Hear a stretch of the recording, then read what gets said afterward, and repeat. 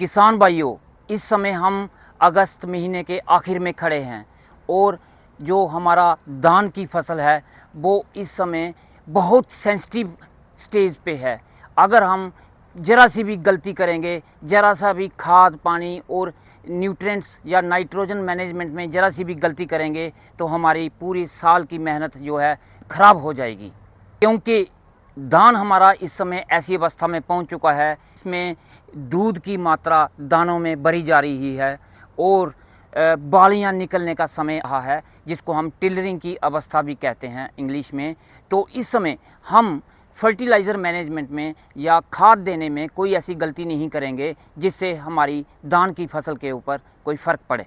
किसान भाइयों, इस वीडियो में आज हम बात करेंगे क्योंकि धान जो है इस समय बूटिंग अवस्था में है, ताकि जिसको इन हिंदी में गोब की अवस्था बोलते हैं। इस समय दानों में दूध की मात्रा बढ़ी जा रही है। तो आने वाले टाइम में जो धान की आगे वाली कुछ जो समय बचा है उसमें हमने खाद की मैनेजमेंट कैसे करनी है, आने वाले टाइम में हम बीमारियों की रोकथाम कैसे करेंगे और हम अपनी झाड़ को, अपनी पैदावार को ज़्यादा कैसे बढ़ाएंगे, इस वीडियो में बहुत अच्छी जानकारी और लास्ट में एक ट्रिक बताएंगे जो कि आपको पूरी वीडियो देखनी पड़ेगी, क्योंकि आधी अधूरी जानकारी अच्छी पैदावार नहीं देती।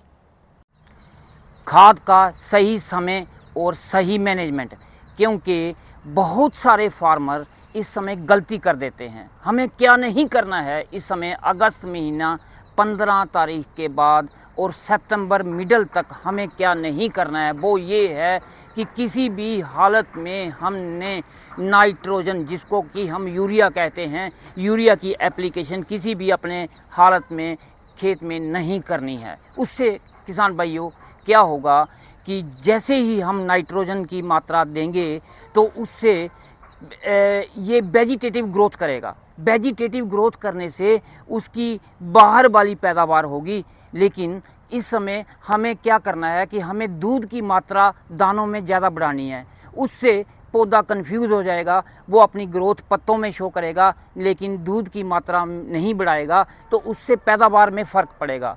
तो किसान भाइयों, हमें सही मैनेजमेंट करनी है, यूरिया की एप्लीकेशन नहीं करनी है। और इसके ऊपर जैसे ही ये कोमल होगा, बाहर से ज़्यादा ग्रोथ लेगा तो कीड़ों का अटैक आएगा। इसमें पत्ता लपेट की बीमारी आ सकती है, इसमें स्टेम बोरर की बीमारी आ सकती है, हॉपर आ सकता है क्योंकि हमने यूरिया दे दिया था। और उसके बाद बहुत सारी और बीमारियां जैसे कि ब्लास्ट आ सकता है, शीत ब्लाइट आ सकती है, बहुत सारा सेंसिटिव हो जाएगा। इस समय हमें किसी भी हालत में यूरिया की एप्लीकेशन नहीं करनी है। तो किसान भाइयों, तो फिर क्या करें? इस समय हमें यूरिया के अलावा NPK स्प्रे करना है। NPK 05232, जिसमें फास्फोरस और पोटेशियम रहता है, इसमें नाइट्रोजन बिल्कुल ज़ीरो रहती है। तो उससे क्या होगा कि कोमल होने के बजाय हमारा जो धान है वो पूरी दूध की मात्रा बढ़ाएगा। दानों जो धान के जो चावल के दाने होंगे उनका वेट बढ़ेगा, उसमें दूध की मात्रा बढ़ेगी, दाना शाइनिंग करेगा और उससे हमारी पैदावार कम से कम 2-3 क्विंटल प्रति एकड़ हम बढ़ा सकते हैं। तो फ्रेंड्स,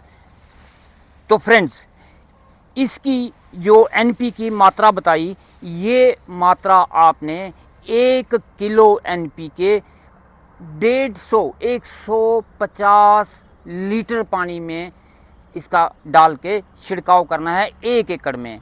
लेकिन किसान भाइयों, इसमें ट्रिक जो है वो मैं आपको बता दूं। बोरान एक ऐसी चीज़ है जो कि हमारी पैदावार को बहुत ज़्यादा बढ़ा देगा। ये एक ऐसा न्यूट्रेंट है, ये एक ऐसी खाद है, जब NPK हम छिड़काव करेंगे उसके साथ हम बोरान 20% वाला भी मिला देंगे। लेकिन 1 एकड़ में बोरान पड़ता है सिर्फ 100 ग्राम। जब हमने NPK के एक तरपाल के ऊपर जब गटा या बोरी डाली तो उसमें बोरान भी 100 ग्राम 20% वाला हम उसमें मिला देंगे और छिड़काव कर देंगे। मैं आपसे प्रॉमिस करता हूं कि पिछले 5-6 साल से मैं खुद अपने खेत में बोरान का एक्सपेरिमेंट कर रहा हूं। इससे किसान भाइयों सच्ची में कह रहा हूँ बहुत बढ़िया रिज़ल्ट आते हैं। जो धान का खेत है वो पूरा हरा हो जाता है, काले रंग का हो जाता है। ये धान देखें आप कितनी अच्छी तरीके से मैनेजमेंट किया हुआ है। किसान भाइयों, ये होगी फर्टिलाइज़र मैनेजमेंट की बात कि हमने क्या करना है। लेकिन आने वाले टाइम में लीफ होल्डर का अटैक आ सकता है। जैसे ये मैंने एक पत्ता निकाला है, तो इसमें आप देखें कि ये देखें, ये लीफ होल्डर के एग्स हैं, अंडे हैं ये वाले। अभी हम कह रहे थे कि खेत बहुत अच्छा है, लेकिन लीफ होल्डर हमने यहाँ पे ट्रेस कर लिया, और आगे आने वाले दिनों में लीफ होल्डर का अटैक हमारे खेत में हो सकता है, जिसको कि पत्ता लपेट कहते हैं। पत्ता लपेट का अभी है तो नहीं है, ETL लेवल से डाउन है, लेकिन कुछ पत्तों में मैं देख रहा हूँ कि लीफ होल्डर का अटैक हो सकता है। जैसे ये कुछ पत्ते मुझे और दिखाई दिए हैं, जैसे ये पत्ता आप थोड़ा सा, मैं अपने साथी को बोलूँगा कि आप थोड़ा क्लोज़अप लें कि ये देखें, जैसे ये थोड़ा सा क्लोज़अप लें, ये इसकी ये है सुंडी जो चल रही है, क्लोज़अप लें आप। तो ये लीफ होल्डर का अटैक हो सकता है आने वाले टाइम में। उसके बाद इसके अंदर ये देखिए, ये लीफ होल्डर है, पत्ता लपेट है, ये पत्ता लपेट है।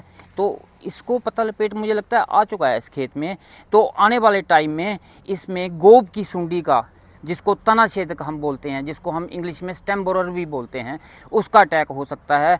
फिर आने वाले और दिनों में इसको बीमारियां जो कि फंगस से फैलती हैं, उल्ली से फैलती हैं, तो वो बीमारियां होगी। एक नंबर 1 शीथ ब्लाइट आ सकती है। उसके बाद नंबर 2 ब्लास्ट आ सकता है, जिसको हम धान का झुलसा रोग भी बोलते हैं। नंबर 3 किसान भाइयों, हमारे खेत में आने वाले टाइम में हॉपर की भी समस्या हो सकती है। जैसे कि आप खेत में खड़े हैं तो इसको हिलाएं, ये देखिए हॉपर उड़ रहा है। ये छोटे छोटे, जिसको टिड्डा बोलते हैं, कई जगह पे हरे रंग का टिड्डा होता है, कई जगह पे भूरे रंग का टिड्डा होता है। ये WPH भी बोलते हैं, ब्राउन प्लांट हॉपर या वाइट प्लांट हॉपर। इस तरीके के कीड़े जो हैं, जो कि हमारे क्लोरोफिल खाते हैं, रस चूसते हैं, धान के पत्तों का रस चूस लेंगे।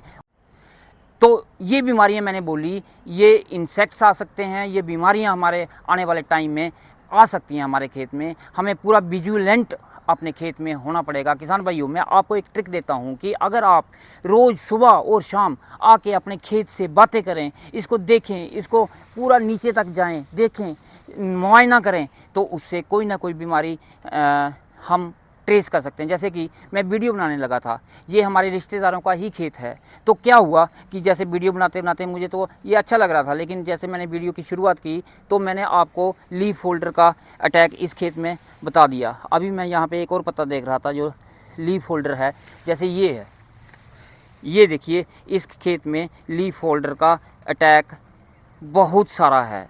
ये देखिए, ये इसने जो सुंडी थी उसकी, ये लैट्रिन है, उसका मल है, और इस समय दोपहर का टाइम है तो सुंडी कहीं नीचे जाके छुप गई होगी। जैसे ही शाम को या सुबह ये ज़्यादा नुकसान करती हैं। तो फ्रेंड्स, अगर हमारे खेत में एक मिनट मैं आपको ये बताना चाहता हूँ, ये देखिए, ये हमारे खेत में क्या बैठा हुआ है, ये ग्रास हॉपर। लेकिन ये बेनिफिशियल इंसेक्ट है, ये मित्र कीड़ा है। ये देखिए, ये जिस पत्ते पे बैठा है, यहाँ पे पत्ता लपेट सुंडी भी है, उसके लार्वा पड़ा हुआ है, तो ये ग्रास हॉपर उसको खा लेता है। तो इसलिए हम अपने मित्र कीड़ों को ऐसे स्प्रे हमें करने चाहिए, ऐसे इंसेक्टिसाइड या ऐसी दवाइयों का स्प्रे करना चाहिए, जिससे कि हमारे, इसमें भी 2 टाइप के होते हैं, कुछ इंसेक्ट्स को खाते हैं, कुछ वेजिटेरियन होते हैं, कुछ नॉन वेजिटेरियन होते हैं, लेकिन ये कीड़े खाने वाला था। तो मैं आपको बता रहा था किसान भाइयों कि अगर हमारे खेत में लीफ होल्डर, पत्ता लपेट का अटैक आता है तो हमने लैम्बिडा साइहैलोथ्रिन का स्प्रे करना है। अगर हमारे खेत में गोब की सुंडी, तना छेदक या स्टेम बोरर का अटैक आता है तो हमने परफिनोफास प्लस साइपर का स्प्रे करना है।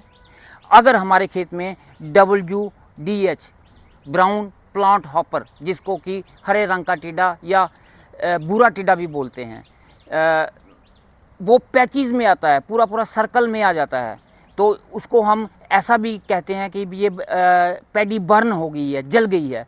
अगर वो अटैक आता है तो हम थाइमेथैक्सोम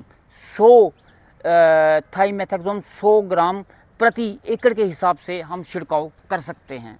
और अगर किसान भाइयों हमारे खेत में शीथ ब्लाइट आती है, शीथ ब्लाइट क्या होती है कि जैसे ये पत्ता है तो इसके ऊपर एक मच्छी जैसे साइज़ के धब्बे पड़ना स्टार्ट हो जाएंगे, थोड़ा सा पीलेपन में रहेंगे और लाल लाल धब्बे नीचे तक पड़ना स्टार्ट हो जाएंगे, और उसको बोलेंगे शीथ ब्लाइट। शीथ ब्लाइट के लिए हम प्रोपकिनाजोल 500 ml प्रति एकड़ के हिसाब से करेंगे। उससे हमें और ज़्यादा बेनिफिट मिलेंगे कि वो दाने को चमकीला करती है और दाने का ऊपर वाला जो छिलका होता है उसको भी वो कैड़ा कर देती है, सख्त कर देती है, और नंबर 3 वो दाने को चमकीला कर देती है। उस वजह से मंडी में हमारा धान जब हम डेयरी लगाते हैं वहाँ पे तो हमारा अलग ही धान दिखाई देता है। इस तरीके के बेनिफिट्स जो हैं वो हम इससे ले सकते हैं। अगर हमारे खेत में ब्लास्ट का रोग आता है, ब्लास्ट आती है, तो उसके लिए हम हेक्साकोनाजोल, टेबुकोनाजोल, इस तरीके की बहुत सारी दवाइयां हैं जिनका छिड़काव हम कर सकते हैं प्रिकॉशनरी। इस समय फार्मर्स इस तरीके से अगर चलेंगे तो मुझे लगता है कि आप बहुत अच्छी पैदावार ले सकते हैं और धान को बहुत अच्छे तरीके से पैदावार ले सकते हैं। तो अगर आपको ये जानकारी मेरी अच्छी लगी है तो मैं आपसे रिक्वेस्ट करूंगा कि ये जानकारी, ये वीडियो आप अपने दूसरे किसान मित्रों से भी शेयर करें, और आपसे रिक्वेस्ट है कि इस वीडियो को सब्सक्राइब भी करें चैनल को। Thank you.